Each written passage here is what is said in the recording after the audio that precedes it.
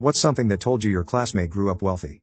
One classmate, Emily, stood out because her life seemed different from mine. It wasn't about big things like fancy clothes or expensive gadgets. It was about the small details that showed she grew up with a lot of money. Emily's clothes always looked new and nice.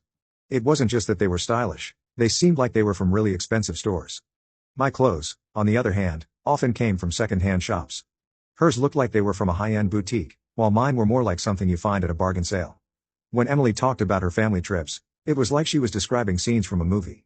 She'd been to beautiful places like Bali and the Swiss Alps. My vacations were simpler, more like going to nearby spots and not needing to work part-time over the summer. Her stories were like big-budget films, while mine felt more like a small, independent production. In school activities, Emily was part of clubs and sports that seemed exclusive. It was like she was picking from a menu of options that most of us didn't even know existed. I, on the other hand, was trying out whatever I could find, and it often felt like stumbling through a script without many resources. The biggest difference was in our struggles. While I worried about working part-time jobs and saving money for college applications, Emily didn't seem to have these concerns. Her biggest worry was about choosing the perfect Ivy League college, something I couldn't even imagine. Despite the differences in our lives, Emily turned out to be an unexpectedly good friend. It wasn't just about money, it was about how she treated others, including me. When we hung out with friends, she often covered most, if not all, of the costs. It wasn't like she was showing off or trying to prove something. It was just her way of making sure everyone could enjoy things together. You could see it in her eyes, there was no judgment or superiority. She never looked down on anyone or thought others were beneath her. Instead, she seemed genuinely happy to share her experiences and make sure everyone felt included. It was like we were all part of the same story, regardless of our backgrounds. Going out shopping with Emily and our friends was always an interesting experience. She had a thing for designer brands, and I'll admit, it was a bit intimidating at first. While the price tags on those items would normally make me and our not-so-wealthy friends feel a bit uneasy, Emily didn't even bat an eye. Literally, she would pick out stuff that would easily cost over $5,000 and say, "This looks so pretty, I just have to take this home." We were still in high school, mind you. It was as if the numbers on those tags didn't register in her world. As we navigated through the final chapters of high school, graduation day became the turning point that sent us down different paths.